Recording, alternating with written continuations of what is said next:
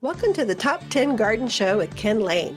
Listen to Ken's tips, tricks, and garden shortcuts guaranteed to make your gardens more beautiful than ever this year. Now welcome your host, Ken Lain. And we are back on The Mountain Gardener, your host, Ken Lain, every week. And the beauty of having a studio right here at the Garden Center is when one of your best sales reps comes in, the guy that is in charge of the Lexus, the Cadillac, the best of the best as far as plant growing. Jim Rupe is coming to train our staff. I thought, Jim, you've got to share some of that with our listeners. This is great stuff. They want to know this stuff. So Jim Rupe with Monrovia Growers is here. Welcome, Jim. Thank you, Ken. Happy to be here. Appreciate it. So now tell us, to just background for us, just interest for folks. You've been in the grower business, the agribusiness, for how many years, or how'd you get into this? How we got into it. Actually, one of your employees asked me this, one of your new employees asked me this today when I was talking to her. And it started in high school. I was in ag classes in our high school. Really? I was fortunate. My high school in San Diego had agriculture class. So I took that and started falling in love with plants. Yeah. And, one December, senior year, he said, hey, one of the local garden centers needs help for cut Christmas trees.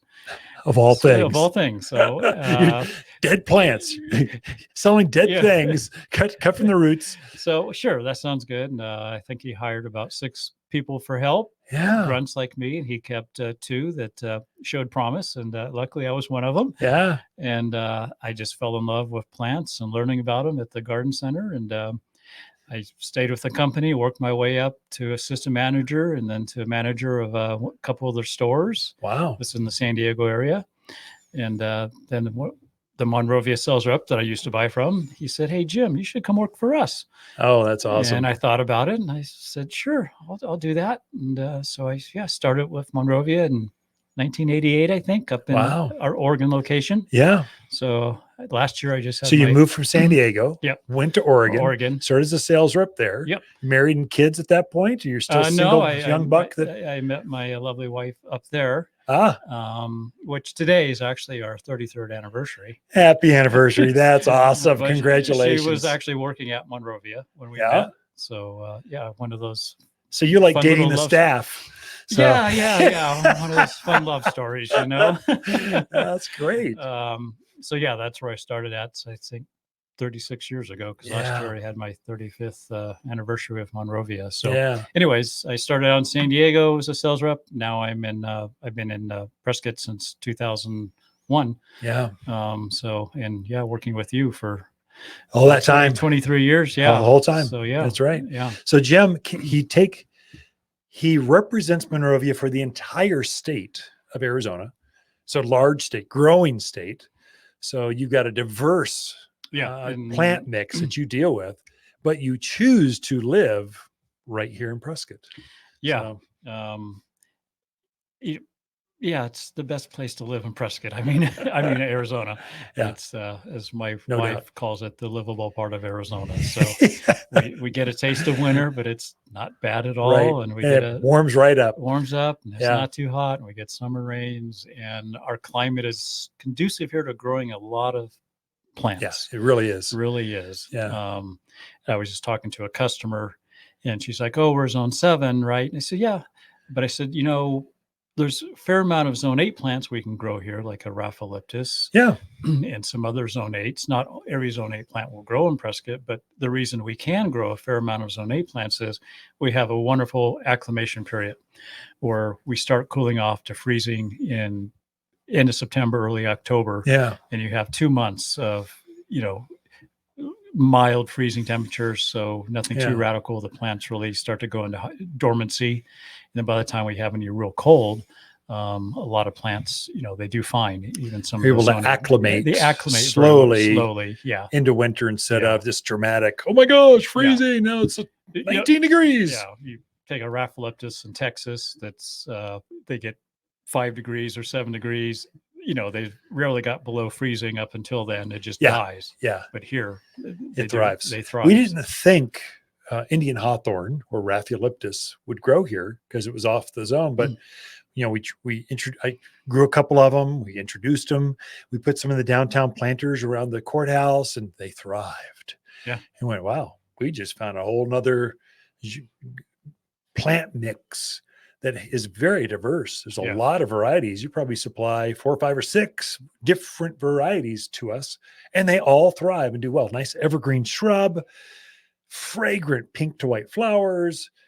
It doesn't get too big. It stays easily under control without any pruning or maintenance. It's a great plant.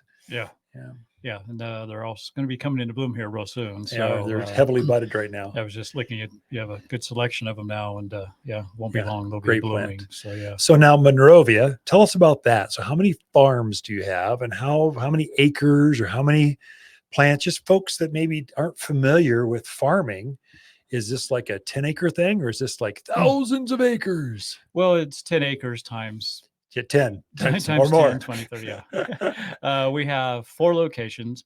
All your plants come from our West Coast locations up in Oregon, and then the Central Valley of California. So, and everything Oregon, of course, we grow a lot of the conifers and stuff like that. In Visalia, we grow a lot of perennials, deciduous shrubs that are good for this area, acclimate well to this area. Yeah. And then we have a location in Georgia and up in Connecticut.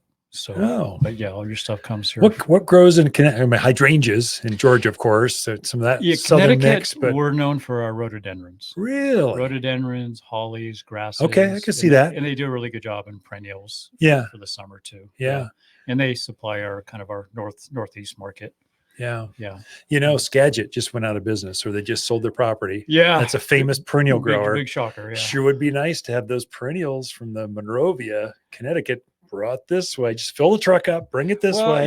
We'd probably buy some. We're fortunate though. We've got a good selection out of Oregon. That's true. So, that's true. Not anything. Not anything different that we would have. Hydrangeas from Georgia. I would love to have those. Just bring those on over. I'd love to have that in a big one.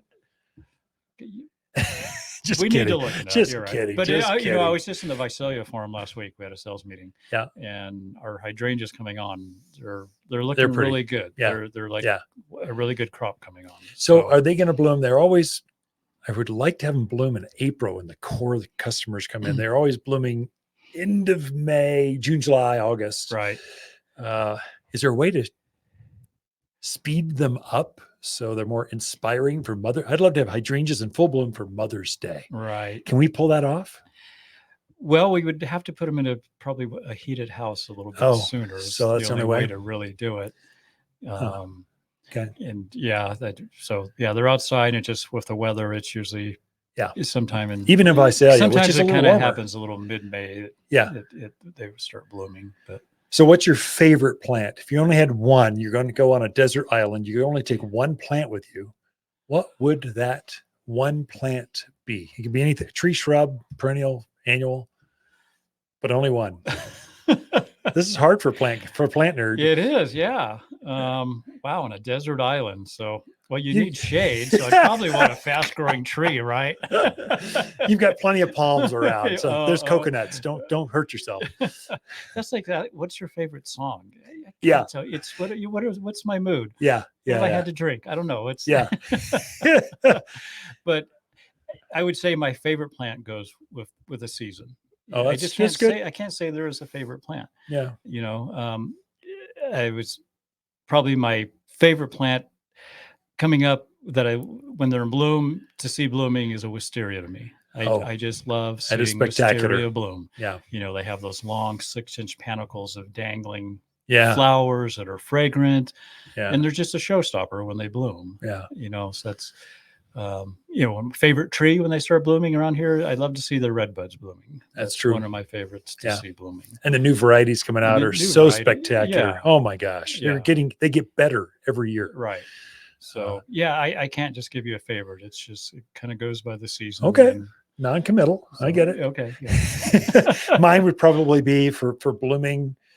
I mean, redbud's good. It's hardy, but crabapples have that vivid color. Oh my gosh. We've got some magnolias here that are in full bloom.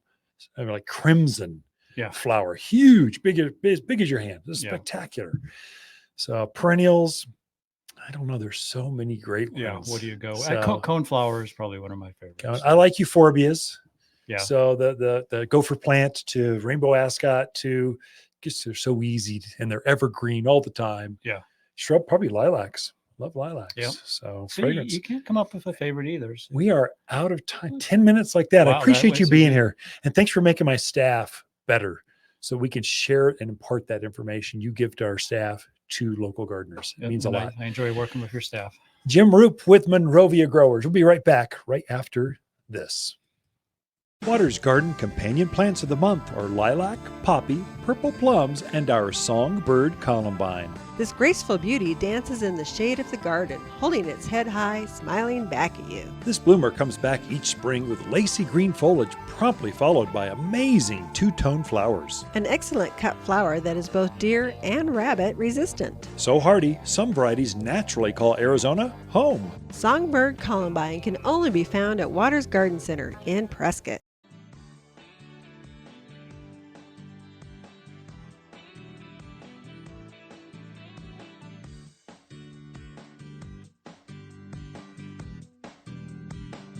You're listening to garden expert Ken Lain. He can be found throughout the week at Waters Garden Center in Prescott.